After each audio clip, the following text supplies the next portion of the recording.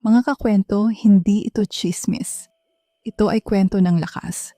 Today, maririnig natin si Liza Soberano sa pinaka-personal niyang salaysay. Mula sa magulong kabataan hanggang sa pagbangon. Content warning, may sensitibong kwento ng pang-aabuso. Layunin natin ang pag-unawa at aral, hindi paninisi. Kung ready ka, samahan mo kami. My origin story? So I was born in Santa Clara, California, January 4th, 1998. And I was born to Jacqueline and John. My mom was 18 at the time and my dad was 22. And they both came from very different worlds, culturally, just literally, like physically. They grew up in two different countries. But the one thing that they had in common was they were so misguided. And so when I was born, these two kids, they were still children. And I feel like I'm giving them excuses right now, and that's what I always do, but they literally didn't know what to do. They were working multiple jobs to make ends meet. My mom sadly had like a really bad addiction, and my dad, he was a chemist, among many other things, not really thinking about the consequences for me. And soon after they got pregnant with my little brother, I was not even one yet. And then something along the way happened. My dad had a girlfriend and a baby with that girlfriend before my mom. My dad eventually got deported, and so my mom was left with just me and my brother, not really knowing what to do, not really having a plan. And her addiction got worse, and yeah, that's kind of where it all started. And I think it's kind of crazy because it comes to me in flashes, like in very vulnerable moments. Like like a sense will get triggered, and I can remember these moments. And these memories have been validated by the things that a lot of the grown-ups around me have told me. I think my earliest memory of kind of all this trauma was when after my mom and dad broke up, my mom started dating this guy named Michael. And this guy was really bad. There was a moment where, and I only know this because family told me, but I remember specific moments during that experience. He had stolen a minivan from off the street, and then he took me, my mom, and my little brother, and I was I was 2 at the time. My brother was 1. And I always had like a very strong personality, even as a kid, I feel like. So the earliest memory I have is me trying to get out of a car seat. And I was left alone in a car seat. And then I realized, I put 2 and 2 when another memory came to me when I was much older. There was a moment when I tried to escape from the van as like a 2-year-old, but obviously like I didn't know how to get out of a car seat at that age. So I remember one morning I woke up and I just somehow knew how to unbuckle my car seat. And I remember I was making a run for it because at this point we were missing for a few days. I don't know how long, but my mom's family had already filed for a missing persons report. And so we were actually on the news and everything for kidnapping. And so I ran out of the van, and I can only run so far, right? I'm a baby. I'm a toddler. And then I remember Michael scoops me up. He woke up when I got out of the van. He carried me, and he brought me back to the van. And then there was this big fight between my mom, me, and Michael. Michael was getting really mad because obviously he was about to get caught. My mom had made an excuse because he was just screaming at me. And so she was like, there's some things we need to buy. And we were parked at like a Walmart or something. And I was so lost. I didn't even know what to do. Like right now, I don't even know what a 2-year-old would even think of when you're telling them this. Next thing I know it, my mom's running back to the car. And then a few minutes pass and we hear sirens. And that's when I realized my mom had called the cops. And then he got arrested. My mom got arrested. And the next memory I have is just being in the back of a cop car with my little brother. And I just remember looking at him and thinking, like, what's going on? I feel like immense fear. Like I don't feel pain for some reason. I just feel fear of bringing shame to my mom. Bago tayo magpatuloy, mapapansin nyo ang 3 puwersa dito: kabataang, magulang, adiksyon, at paghiwalay dahil sa deportation. Hindi ito excuse, pero mahalagang konteksto. Kapag magulo ang mundo ng adults, ang bata ang sumasalo ng bigat. Yung alaala na pabalik-balik sa flashes ay common sa trauma. Defense ng nervous system, hindi kahinaan. Kung may ganito kang pinagdadaanan, hindi mo kasalanan kung bakit nahirapan kang mag-cope. May tulong at pag-asa. Even though I know she was the one that did me wrong. So what happened afterwards, my mom was hospitalized for a while and then she went straight to prison after, which leaves me and my brother parentless. So for a while we are staying like with our grandmas and everything, but you know, they're really old, so they're not really in the condition to take on like a 2 and 1-year-old. So we eventually end up in foster care. And the one that I stayed the longest in is the one that I have a very vivid memory of. It was with this lady named Melissa, and I remember in the beginning it was like, it was all right. And then eventually she started treating me differently as like a few weeks went on. And it started with one of her son's birthday parties. Out of nowhere, her other son calls us, not the one that's celebrating his birthday, and me and my brother head out, and once we head out, they all started throwing cupcakes at me and my brother. And then the next memory I have is for a while after that, like they would do like family movie nights once a week or something, and I was the only one that wasn't allowed to participate in family movie nights because I was the family dog. So they would literally call me the family dog, and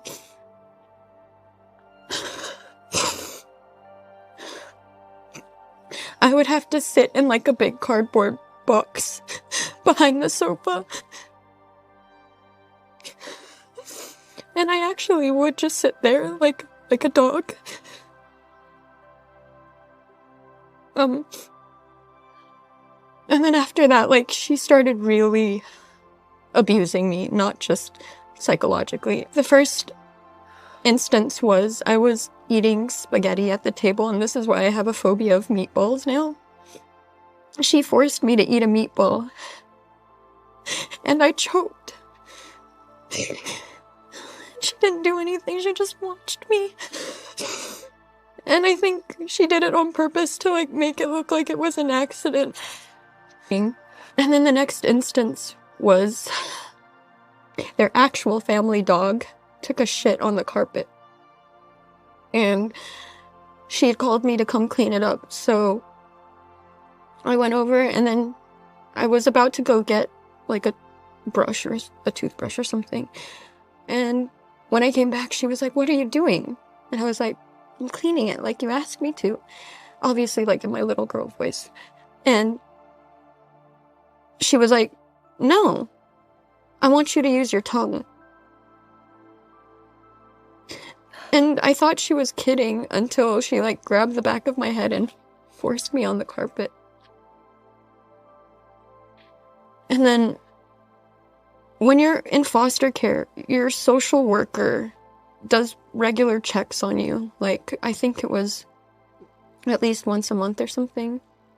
And I noticed this pattern that, like, she would treat me really badly, but whenever it was about time that the social worker was going to come by, she would all of a sudden treat me really nicely, like extra nicely. Like, she would give me Twizzlers. And so I also grew up having like a weird kind of love for Twizzlers randomly. She would just tell me all the things that I wanted to hear. And so whenever the social worker came by and would ask me questions and everything, I'd lie and I'd say everything was fine, that I was happy, that Melissa was so good to me, that the kids were so good to me, that my conditions were fine. I would lie because I would actually believe that she loved me when she said she loved me, because when you're a kid, that's just what you do. You believe anything that an adult says because you think that they have their best interest for you. And then it got really bad because at one point she just stopped being like a human to me. But I would always like silently cry. Like I wouldn't try to make a scene because I was so scared of what would happen. And then after that was a series of her not feeding me and then feeding me. So she would not feed me for days and then all of a sudden feed me a lot of food. And it came to a point where she didn't feed me for like 3 days, I think. And the social worker made a surprise visit. And that was the first time that the social worker had seen the signs of abuse manifest on my body. Because my stomach, I was so skinny, but my stomach was so big. It was bloated. And I had bruising. I had a scratch on my face. And yeah, that's when I stopped lying to protect her.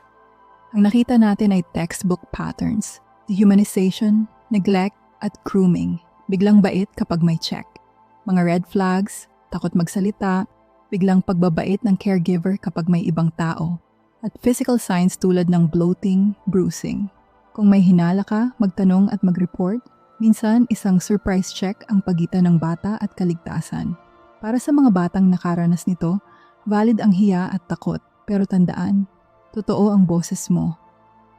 After my whole foster care experience, my dad had gotten word about what happened, and he was still in prison here in America. He was in prison for 3 years before he got deported. And he had called my grandparents, his dad and his stepmom, and basically asking them to adopt me and my little brother. And then my grandparents were immediately like, yes, we want the Soberano babies, which I really appreciated about them because my grandparents knew that they knew from the get-go that my parents, weren't good for us, but they also knew that we needed to have them in our life. So they didn't want to rip us completely of having our real parents in our life. So they slowly transitioned us into moving in. And it was really good. My grandparents took very good care of us. We were living actually a very lavish lifestyle. My grandparents had pretty good jobs. It was the first time that me and my brother were experiencing something like this. But even though that we were in better circumstances and everything, I was obsessed with my mom. My mom was my everything. And it's funny because I was very aware of everything that had happened, but I had never built up this hatred or resentment towards her. In fact, it was the opposite. I craved and longed to be with her. While we were living with my grandparents, my mom would visit, and eventually she started visiting with it was every visit she would bring a new sibling to introduce me to. So yeah, that was kind of my childhood in America that I remember. It was a lot of going back and forth between homes, between cities. During any type of vacation, my grandparents would allow my mom to borrow me and my brother. So There were times during summer break that we would live with my mom for like 2 months at a time, and I was always very happy. Those were like my happiest childhood memories because I got to spend them with my siblings. I think from a very early age, I really took on the responsibility of, or like the role of being the older sister, and I loved it so much. So yeah, I was always looking for opportunities to be with them, to spend time with them. I was such a sweet and affectionate child, I would say, always sending letters to my mom and everything. And during these times, my mom was actually doing well too. And so I thought all was well. But then eventually my grandpa, my Filipino grandpa, got really, really sick. He had type 2 diabetes and had a heart attack that eventually led to open heart surgery. And during these times, my grandparents faced like a very bad financial setback. And because of that, they made the decision to send me and my brother to the Philippines to meet our dad for the first time. And I strongly opposed to this. I didn't like my dad at all. I didn't grow up with him. I knew of him. I would talk to him on the phone from time to time, but I couldn't never imagine myself going to the Philippines and living with him full time, but that's what needed to happen. And so at the age of 10, my brother and I migrated to the Philippines to live with our estranged father. It was so uncomfortable because he demanded so much from me as a daughter that I feel was like unmerited because he wasn't around. Because it's like he expected that we would act like we knew each other all this time when we've only had like conversations on the phone that would last like 3 minutes. So yeah, he didn't know how to take it step by step, and it just made me very uncomfortable. Paglipat ng bansa plus bagong kultura plus estrangherong magulang equals identity shock. Attachment ay hindi na o-order. Binubuo ito sa maliit na consistent na gawa. Para sa magulang, connection before correction, unti-unti, malinaw na expectations at pagiging present. Para sa anak, okay ang boundaries. Hindi mo kailangang lumiit para mahalin. At gaya ng sasabihin niya mamaya, hindi mo kasalanan. I would want baby Liza to know that it's not her fault. I think that one thing that I realized is I developed this habit of making myself so small out of fear of being a burden to people, because I was afraid that if I did something that they didn't like or something that upset people, that they wouldn't want me anymore, or that I'd become unworthy of their love. And so I tolerated and accepted a lot of disrespect and abuse out of fear of losing people that weren't afraid of losing me. I think baby Liza just needed people to keep their word. There was no lack of words of affirmation. People told me they loved me, but then they would do the complete opposite of what you do when you love someone. So that's why words don't really mean anything to me. It's all about action, because you could say you love someone. You could say that, you know, you're trying your best, you're doing your best, that you want the best for someone. But if your actions don't show it, then it's not true. I think the first time that I felt truly worthy of love was when I started gaining fans through my acting and my career. It was also my love team partner, or my career partner, for those of you who are not familiar with what a love team is. His name was Enrique, and he was my first love. Salamat sa panonood. Kung may trauma kang dala, hindi mo kailangang mag-isa. Tonight, gawin mong praktikal, isang isulat ang isang boundary na poprotekta sa'yo. 2, mag-message sa isang taong mapagkakatiwalaan mo. At 3, huminga ng malalim 3 beses habang inuulit, karapat-dapat ako. Ang maliliit na tapang araw-araw ang bumubuo ng bagong kwento. Kung kailangan mo ng tulong, may resources sa description. Ito ang kwento ng tagumpay. Kita tayo sa susunod na video.